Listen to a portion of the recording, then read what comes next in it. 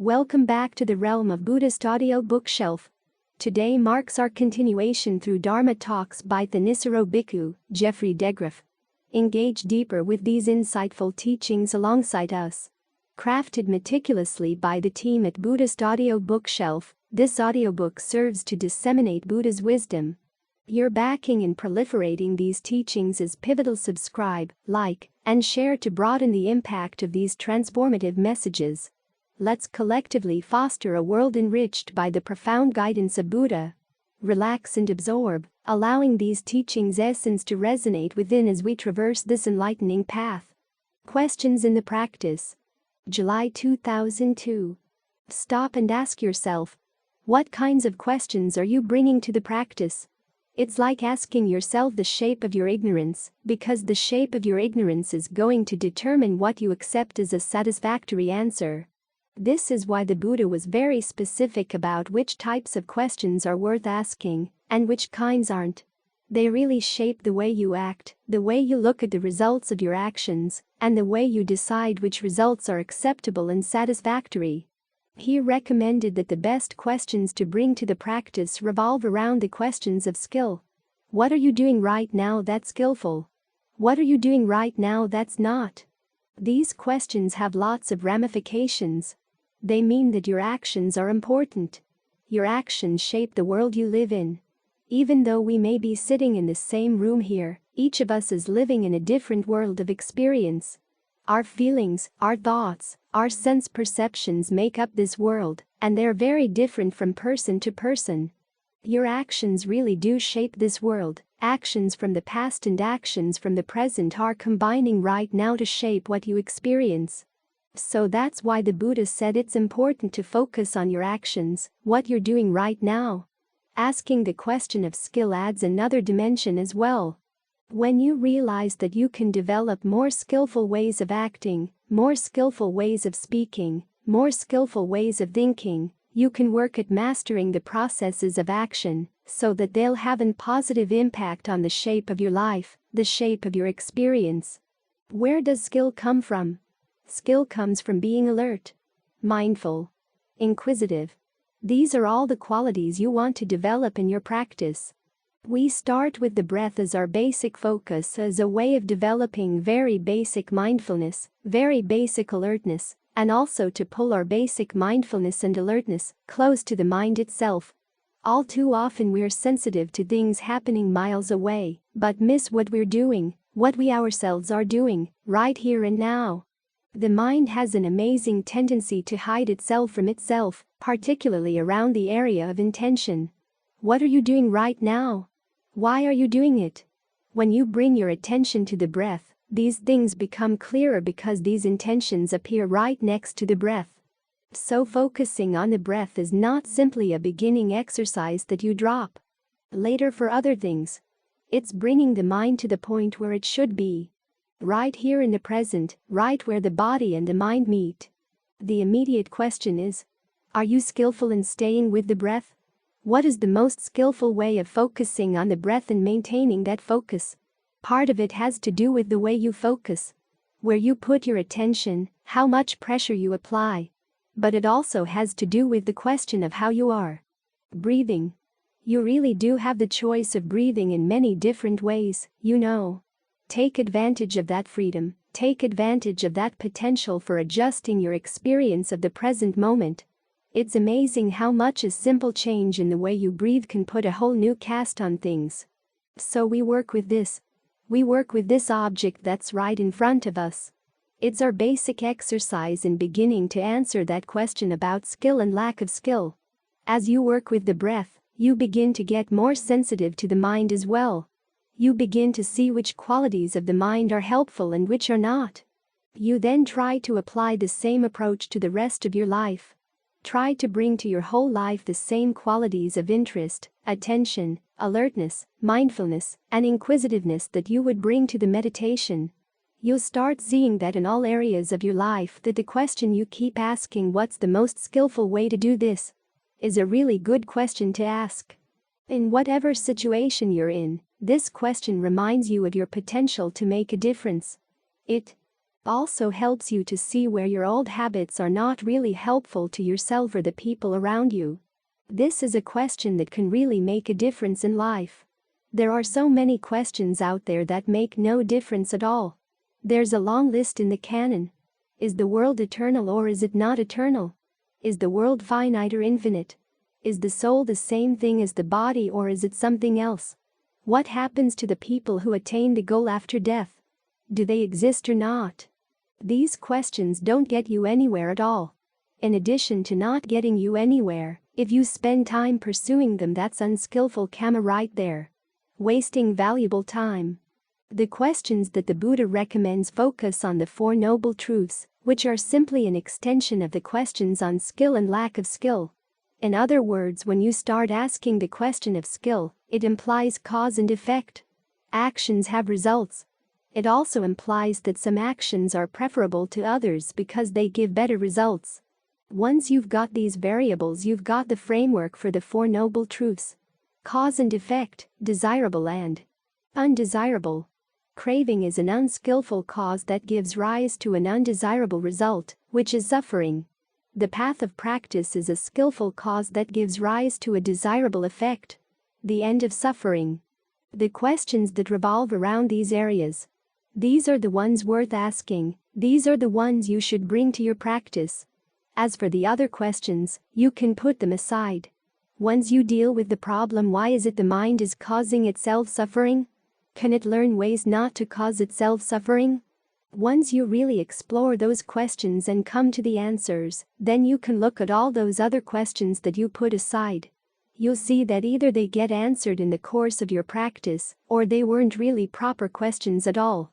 So try to be really clear about what the really important issues in your life are, what the important questions are.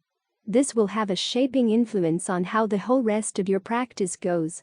If you ask the right questions, it can take you all the way to awakening, to the end of suffering. And what could be better than that? The Bright Tunnel. July 2002. Those who don't discern suffering. It sounds strange. We all know that there's suffering in life. The problem is that we don't really look at it. We try to run away, we try to cover it up, anything not to have to deal with it. As a result, it keeps hounding us.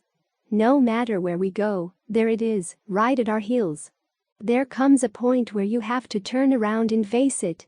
This is suffering, right here, right now. But if you try to look at it without any tools, without any skills, though, it can seem overwhelming. This is why we have the path of practice.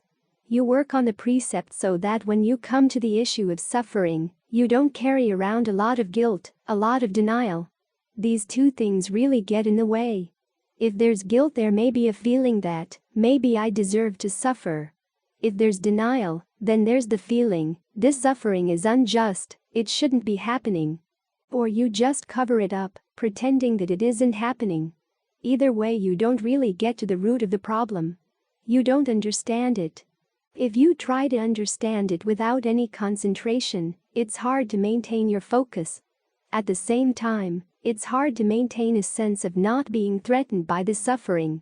This is why we work at developing our concentration, because concentration involves not only a focus, but also a sense of well-being with your focus. You stay with the breath, get to know the breath, be friends with the breath. This is important. Many times, when we're working with a meditation object and things don't seem to be going well, the meditation object seems to become our enemy. If that's your attitude, you'll never be able to settle down with it. Realize that the breath is your friend. It's what's keeping you alive. If you get to know it, you find it has all sorts of other good qualities, other than maintaining mere survival. It can create a sense of ease, a sense of well-being, here in the present moment. You breathe in and feel full throughout the body, you breathe out and feel relaxed throughout the whole body. There's a sense of energy and well-being that comes when you get to know the breath and learn to deal with it properly. When this sense of ease, energy, and well-being is solid, you can turn your attention to the issue of suffering. Learn how to discern suffering. Where is it? How is it happening? The Buddha says, basically, that it comes down to what he calls the 5 clinging aggregates. There's form affected by clinging, feeling affected by clinging, perceptions, thought fabrications, consciousness, all of which are affected by clinging. The clinging is what turns them into suffering. The clinging is what tries to wring a happiness out of them that they simply don't have to offer. Having to run around clinging to things all the time puts the mind in a miserable position. The other word for clinging is the act of taking sustenance. You're feeding on these things. The mind that has to feed here, feed there, it's a hungry mind. It's a mind whose food source always has to be protected. It can't go anywhere without that food source. So it's limited by its own need to cling. So you develop strength in the mind to bring it to the point where it doesn't have to feed, doesn't have to hold on to things. There are the 5 strengths. The strength of conviction in your own ability to do the practice, conviction in the powers of your own actions.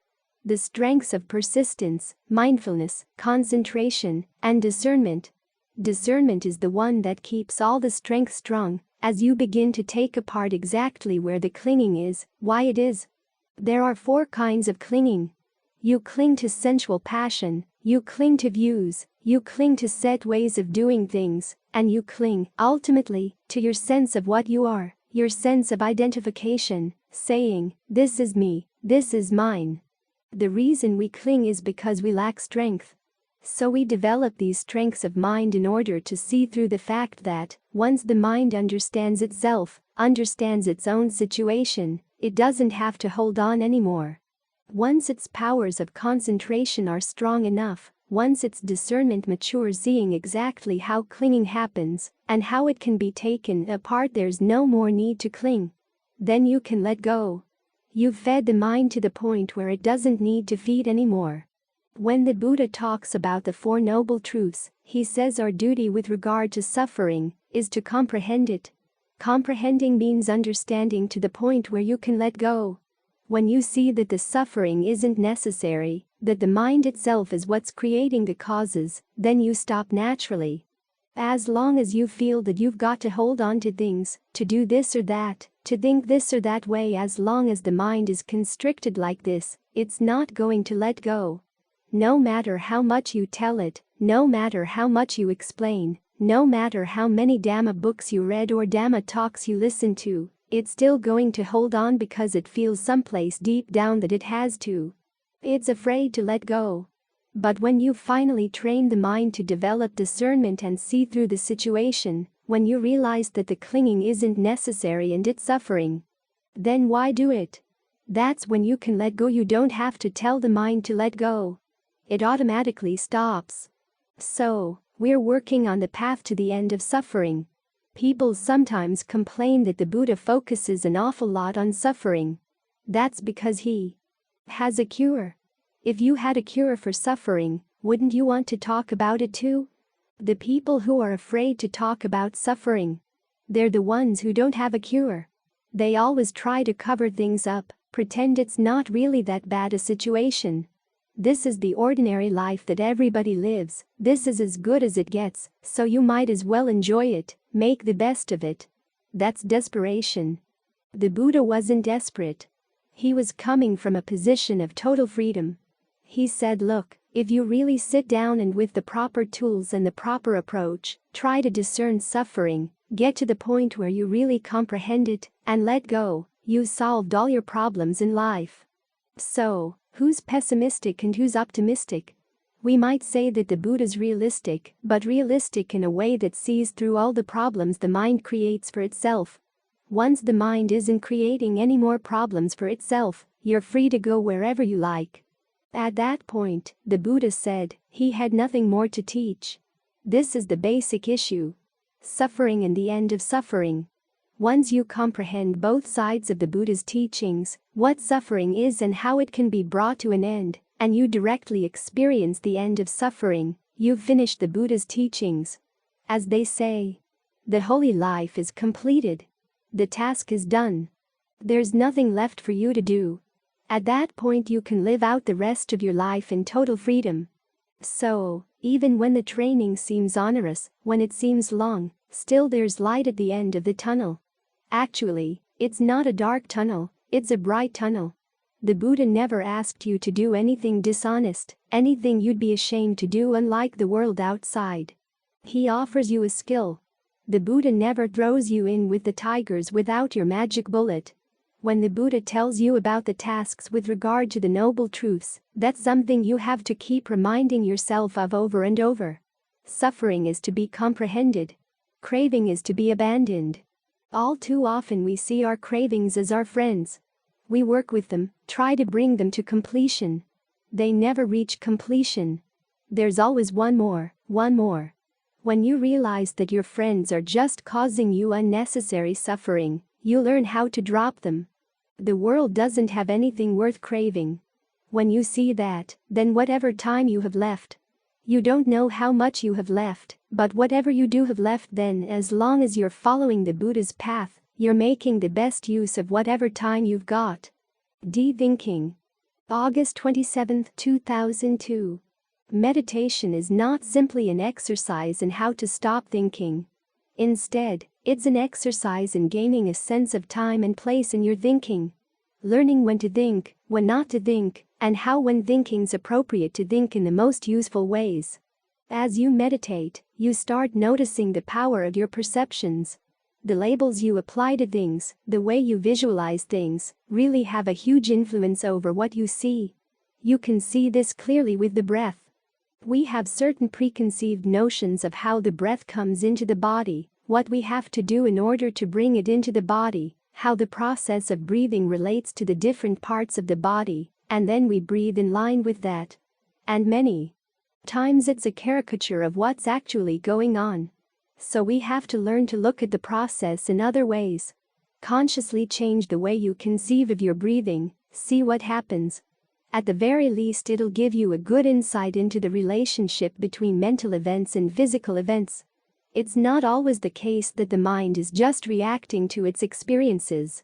Sometimes it's shaping its experiences, too. If we don't get a sense of how we shape things, we never really get a chance to look into the mind. For starters, there's the concept of the breath not as the air coming in and out of the lungs, but the energy flow in the body. Some people have problems with this, others have no problems at all. But allow yourself to think in those ways and see what happens. And instead of thinking of the body pulling the breath in, remember that your primary experience of the body is breath and energy flow. Our perceptions tend to solidify that, and so we often think that the solid parts of the body are our primary experience of the body, and that breath is something secondary. Actually, it's the other way around. The sensation of energy is primary. So allow yourself to think in that other way around. Your sense of the solid body is sitting here in the breath, in the process of breathing. Whatever you perceive as an immediate, primary experience of body, think of it as breath. If you're having trouble with the breathing, if your breath seems constricted or tight, remind yourself of this, and it'll open up a lot. And then you can start asking other questions about how the breath comes in. Where does it come in the body? Where are the entry points of the breath? What kind of energy comes in, goes out? What kind of energy is there already in the body and stays there? How are the in and out energy and the staying there energy related? You have to learn how to question these things. Otherwise you won't see anything. The Japanese Zen master Dogen had a phrase for this. He called it thinking. The questions you ask that take apart your assumptions. He has a nice passage where he says, is the body sitting in the mind, or is the mind sitting in the body? Is the sitting in the sitting? These questions may sound strange, but then many of the pre-verbal assumptions that shape our experience of the present are pretty strange, too. It takes some pretty strange questions to notice those assumptions, to dig them up, to take them apart. Even as you're just getting acquainted with the breath, it's good to ask these kinds of questions, so that you know where you're settling down, and can really look at what you're experiencing in the present moment. Most of the time there will be a filter on that experience, but you can learn how to change the filters, and find which filters are more useful than others, which concepts are more useful than others. Part of this means using your ingenuity, part means using your powers of observation, and together they create a sense of interest. What really is going on here? As you get more and more absorbed in exploring these things, you find it easier and easier for the mind to settle down. And without even thinking about them, you've got what they call the 4 bases of success. There's the desire, the interest, the persistence as you keep after it, the close attention you're paying to it, and then the ingenuity you're putting into the questions you ask. All these things contribute to concentration, help the concentration get settled, get solid, get very clear. It's this ability to ask questions that makes all the difference in your practice. As you work with the breath in this way, the questions start building up to the 4 noble truths. Okay, where exactly is the stress? What's causing it? You see more and more subtle levels of stress simply by raising that question. If you don't raise questions, you'll just sit here in, out, and it becomes very mechanical. After a while you'll wonder what you're doing, because you're not doing anything. So ask questions. Sometimes the questions should be aimed at getting the mind to settle down. If the mind isn't settling down, ask yourself, what's going on? How is the way I relate to the breath a problem? Because the breath itself normally is not a problem. It's your relationship to it that's the problem. Your preconceived notions about it, the way you force yourself to breathe in this way, breathe in that way, your preconceived notions of what it means to be concentrated, how much tension you have to create in order to keep the mind present. You have to catch yourself doing these things to see where there's unnecessary tension, unnecessary stress that's making the process of meditation uncomfortable and disagreeable, and then learn to relax it. Sometimes it requires changing the point of your focus. Sometimes it requires changing the quality of your focus. Sometimes it requires changing your concept of what it means to be focused. Who's focusing? Is the mind in one spot and then trying to focus the mind in that one spot on another spot? Well, what does that do? Can you think of the awareness as already there at the spot you're hoping to focus on? When you ask questions like this, the mind begins to settle down as you find ways of making the experience of the present moment more pleasant, easier to deal with. Then once the mind is settled down, give it some time to stay there. This means that the next question is, how do you keep it there? Which parts of the process were necessary to establish the focus, and then once it's focused, which parts can you let go? Which parts do you have to hold on to in order to maintain that focus? Creating the focus and maintaining it are 2 separate processes. You learn this by learning how to ask those questions so that you notice things. Then when you learn how to maintain it, the next questions are, can you maintain it in all situations, this level of steadiness, this level of being centered? What gets in the way? When you start seeing the things that get in the way, that's the beginning of what might more directly be called insight. And the same holds when you've been sitting very quietly for a long period of time maintaining that focus until it seems more and more second nature. The question is, can you detect some subtle stress in that focus? And then what goes along with that stress? What vagrant movements in the mind are creating it? Or, what persistent movements in the mind are creating it? You have to watch for both. This way you can give rise to insight in the process doing concentration. The Buddha never separated concentration practice from insight practice. Always he said that you develop tranquility and insight in order to attain concentration, and then once the concentration is there, you use the concentration to develop further tranquility and further insight. The 2 are all part of the same process. But it comes down to learning how to ask the right questions about the present moment, and learning to ask which questions should be asked at which time, so that when the mind needs a place to settle down, you're not asking all sorts of insight questions, you're asking the tranquility questions. How can I keep this going, keep this going, keep this going? Or, if I can't even get there yet, what can I do to get there? So learning how to ask questions is an important skill in the practice, as it is in any skill. You have to be observant. You have to notice things, and a lot of times that means framing questions in the mind. The questions deal with issues of the 4 noble truths. How can we get the path together? How can we maintain the path, make it more subtle, make it stronger? How we can use those factors of the path, the qualities you're developing in your mind, the clarity of awareness, the steadiness of awareness, how can they be used to understand the questions of suffering and stress? These are good questions. But even with good questions, you have to have a sense of time and place. And it's important to keep your questions limited to what's absolutely necessary. I once received a letter from a monk who had 600 Dhamma questions he wanted me to answer.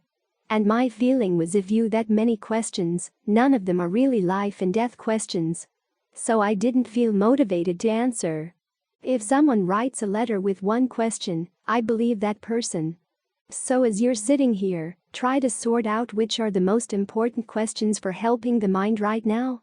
Everything else you can let go, put aside. The Buddha chose to answer only those questions that would lead to awakening, lead to disenchantment, lead to clear seeing and knowing, right here in the present moment. An important part of the practice is learning which questions qualify and learning how to focus your intention on those, because those are the ones that really give results. 2 hands washing. September 2002. We often understand meditation as an exercise in learning how to stop thinking. That's not really the case. Meditation is an exercise in learning when to think, having a sense of time and place for your thinking, learning to develop the sensitivity to tell when that time and place is. For instance, when you try to keep the mind with the breath, sometimes you find that the mind settles down very easily. They seem to fit. There's very little problem. Direct the mind to the breath and it settles down. Other times, though, it won't settle down. You've got other issues going on. So, the first question you have to ask yourself when you find this happening is, what's going on in the mind? What attitudes, what ideas left over from the course of the day are getting in the way right now? Sometimes you find there's residual anger, sometimes discouragement, sometimes frustration, sometimes restlessness. So the first question is how to deal with these factors. In some cases there are specific meditation exercises available. Recollection of the Sangha is good for when you're feeling discouraged. Think about all of those stories in the Thera and Thiri Gathas about people who have been frustrated in their meditation. There's one story about a monk who had been ordained 20 years and still had no peace of mind. And yet, he was able to get past that obstacle. So this gives you encouragement. You realize, if he can do it, I can do it. My frustration is nothing compared to his. That kind of thinking helps give you perspective. If there's lust, we have the 32 parts of the body. For anger, we've got goodwill. Restlessness requires not so much a thinking exercise as it does calming that energy, or at least putting it to use. In other words, if you find your mind all over the place, filled with a lot of restless energy, you say to yourself, okay, if it wants to think, give it something to think about. You can go through the body, go through the bones. Start with the tips of the fingers, go up through the wrists, forearms, elbows up to the shoulders, and then, starting with the bones in the joints of the toes, go up through the foot all the way up to the skull. You can go through the body as many times like this as you find necessary, not only visualizing the bones, but also asking yourself where, right now, is that particular bone? In other words, when you're thinking about the bones in the joints in the fingers, think about the sensation at those joints right now. If you feel any tension or tightness, realize that's not a bone feeling. The bones don't have any tension or tightness. That's just the muscles around the bone. So you relax them. You go through the whole body this way. This is a very systematic way of relaxing all the different patterns of tension in the body. So at the same time that you're taking that energy and putting it to use, you're also learning how to relax the energy, the nervous part of the energy, so the mind finds it easier and easier to settle down. Then it can finally settle down with the breath when it's had enough of this thinking. What this means is that, if the mind doesn't want to settle down, your first step is to figure out why, and then to figure out an antidote. You'll know the antidote has worked when the mind finally does become willing to settle down. Then once you're with the breath, you can ask questions on a different level. Exactly what sensations are breath? How does the body relate to the breath? Where does the in-breath begin? How do you tell if the breath is comfortable or not? What are your standards for comfort? Again, you ask these questions when the mind is still having a little trouble settling in. If it's finding it easy to settle down, the only question is, how much stillness do you need? How much stillness is right concentration? When do you reach the point where you've gone beyond right concentration, lose your mindfulness, and everything blanks out? In this case, there's a minimal amount of thinking involved there, just enough to make sure you're alert. Otherwise, you don't want to analyze things too much, because you'll destroy the stillness. So you see that there's a time and a place for thinking. The question is learning how to get a sense of what that time and place is. This sense is something you can gain only through observation. In fact, one of the purposes in the meditation is to develop just that sensitivity in your powers of observation. The reason for this is that you're trying to learn how to think in terms of the Four Noble Truths. When the Buddha talked about appropriate attention, he defined it in terms of the Four Noble Truths. Learning to see where the stress is, where's the cause, where's the cessation of stress, and what you're doing to help the stress stop. The questions should be aimed in that direction. And you use those standards to judge the answers, the results that you get. The answers you get, many times, are not verbal answers. What you get is a state of mind. We're dealing here with realities. The Noble Truths are not just words about stress and suffering. You're dealing with the actual sensations. The same holds true with the path. It's not just thoughts about the path, it's the actual experience of the mind in right concentration, learning to recognize what that is, getting a sense of when your energy is too much, when your energy is not enough. So the Four Noble Truths function in two ways here, one in framing your questions, one in judging the answers, the results that you get. As your mind goes through the various levels of concentration, it begins to get more subtle insight into these questions. The Four Noble Truths continue as your standards, but your understanding of them, your sensitivity toward them, gets more and more refined. Still, the basic framework is always the same. Some people find it easy to think in these terms. Others find their minds going off in other terms, getting into more metaphysical issues, more abstract issues. That's when your thinking has gone off the deep end. It's unskillful thinking for that particular time. You have to keep coming back to the issue, is there stress right now? What can I do to eliminate the stress I'm conscious of? That means, what am I doing to create that stress? Is it necessary? How can I learn to stop? Those are the questions coming from the Noble Truths. When you get an answer, check it against the Noble Truths. Has the stress actually gotten less? Has your concentration gotten stronger? Has your mindfulness gotten stronger? Is your discernment sharper? If so, you're headed in the right direction. You're getting more and more skillful in your thinking. That's something a lot of people don't like to hear. We like to think, I'm pretty good at thinking things through, all I need to do now is to learn how not to think. And with some people that is the case. They do have a tendency to analyze things pretty skillfully, and all they need is the stillness of mind that enables that insight to go deeper. But most of us, and this includes many very intelligent people, need to learn how to think in new ways, getting a sense for which kind of thinking is really counterproductive, which kind is helpful. Meditation gives us the time and the space to watch, to get a sense of cause and effect in our thinking. We learn to see thinking as the Buddha saw it, as an action, as part of a causal chain. Where does this thought come from? Where is it going? Instead of getting carried away with the content of thoughts that are really mind-blowing or new, we simply watch them as part of a cause and effect chain, a process, to see what they do.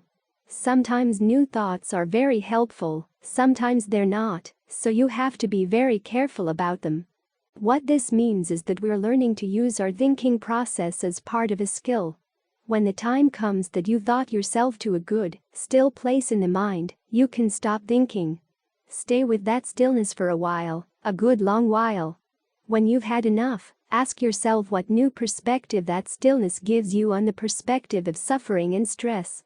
This way your stillness and your thinking help each other along. Ajahn Lee makes the comparison to a right and a left foot. We need both to walk. Ki Nanin talks about two hands washing each other. You can't have one hand just washing itself. You need the right hand to wash the left hand, and the left to wash the right. When they work together, they both get clean. Respect for concentration. October 2002. Respect for concentration goes two ways. Respect for your own concentration and respect for the concentration of the people around you. Respect for your own concentration means that you really give value to the little quiet moments in the mind. They're the spaces we tend not to look at. We're more interested in the thoughts in the mind, what we can think about this, what we can think about that, and the few moments when the mind seems to rest between its thoughts don't seem to hold much interest at all. The beginning skill of meditation lies in learning how to notice them. As you let go of a particular thought, let go of a particular creation of the mind, the mind is actually released from that thought, and there's a moment of stillness. What you want to do is learn to appreciate those moments, give them more space so that they connect. Even though there may be thoughts murmuring in the back corners of the mind, that's not where your attention is. Your attention is with the stillness. You give it space. You pay attention to it. You're careful about it. There's the word citta in Pali. One meaning is mind, but another meaning is intent. You're really intent on these things. Focus your attention on the still moments. Give them your full attention. Give them space to grow so you don't step all over them. Most of us, when we meditate, are looking for the flashing lights and bright visions, really extraordinary states of mind. We have to keep reminding ourselves that the flashing lights usually tend to be around casinos. Pretty unreliable places to go into. The aspects of the mind that you can really depend on are more like the grass on the path because they're in the grass, are the little shoots of trees that really do hold promise. Little shoots of oak trees, little shoots of pine trees, whatever. If you give them space, give them fertilizer and water, make sure bugs don't eat them, they begin to grow. What may not look all that promising to begin with suddenly becomes major shelter for the mind. Having respect for concentration also means that you have to rearrange your life. Look at the ways in which you're draining the mind of its energy, draining the mind of its focus in terms of the things you read, listen to, watch on TV, the people you hang around with. You have to look intently at your life to see if it's a life conducive to concentration or not, conducive to the health of your mind or not, and be willing to make changes. Subject the mind to fewer and fewer distractions, fewer and fewer stimuli that are going to excite greed, anger, delusion so that the mind has space to gather its strength, so that it's not always having to contend with drains on its energy. In other words, you have to learn to husband your strength for the things that are really important. There's a story they tell of a Chinese martial arts master whose students were going to be giving a demonstration one day in a pavilion in the forest. The road to the pavilion had a donkey on the side, and the donkey was known for its meanness. It liked to kick people who came past on the road. So the martial arts students came along and said, "Hey, let's test our skills here with the donkey before we get to the pavilion." The first one goes up to the donkey, tries one stance, and gets kicked across the road. The second student says, "That's not how you do it, you fool, you do it like this." He went up with another stance, but he got kicked across the road as well. In the end all the students got kicked across the road, no matter what stance they took. So they consulted among themselves and said, "What would the master do?" Well, the master was coming along behind them, so they hid in the bushes by the road to watch him, and, as soon as he got to the donkey, he kept his distance and walked way around it. The sign of a good warrior is knowing which battles to take up and which to leave alone. It's not that you go running in and take on everything at once. You look at your strength, you look at the issues, what's really important, what's really worth expending your strength and energy on, and save your energy for the important things. Learn how not to waste it. The other side of respect for concentration is respect for other people's concentration. We here at the monastery don't have a no-speaking rule. but it's wise to keep your speech to an absolute minimum. This is an area where, if people want to be quiet, we should learn how to respect their desire to be quiet without their having to explain an awful lot. In other words, they come to the meal, they want to eat quietly, you leave them alone. It's good training to learn to look at your speech. If you have an absolute rule against speaking, then the mind just goes on chattering to itself, chattering all the time, to fill up the space. But if you're allowed to speak, you're reminded to speak wisely. Ajahn Fuang had a good rule for this. He said, ask yourself before you say anything, is this really necessary? If it's not, you don't say it. I found that when I first started to try to apply this rule to my own speech, it cut my speech down about 95%.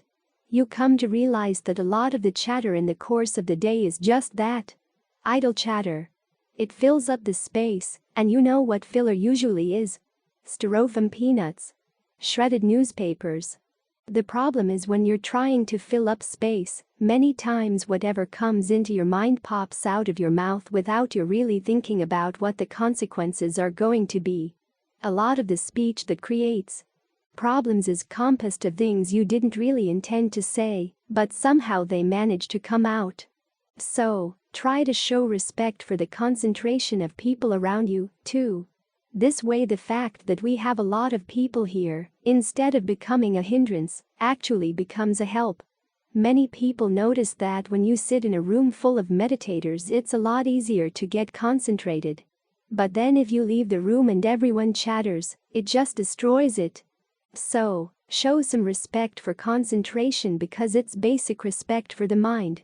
Concentration is what all the other good qualities like discernment and release depend on. To show respect for concentration is to show respect for our desire for true happiness.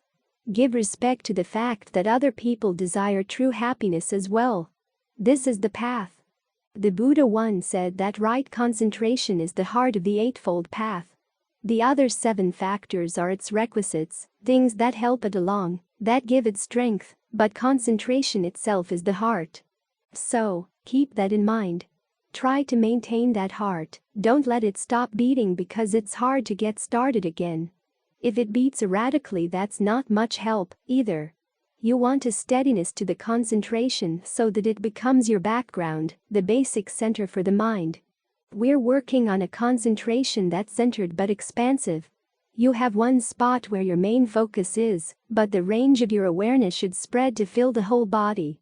This way there are no hidden corners, no places where denial or other dishonest mind functions can hide. You want a spaciousness where thoughts can come up into the mind without destroying the concentration.